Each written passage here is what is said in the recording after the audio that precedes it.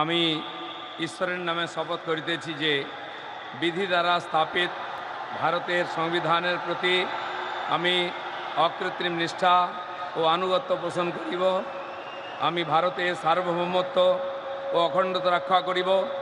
পশ্চিমবঙ্গ রাজ্যের মন্ত্রীরূপে আমার কর্তব্যসমূহ নিষ্ঠাপূর্বক এবং বিবেকসম্মতভাবে নির্বাহ করিব এবং ভয় বা পক্ষপাত প্রীতি বা বিদ্বেষ রহিত হইয়া সকল শ্রেণীর জনগণের প্রতি সংবিধান ও বিধি অনুসারে ন্যায়াচরণ করিব।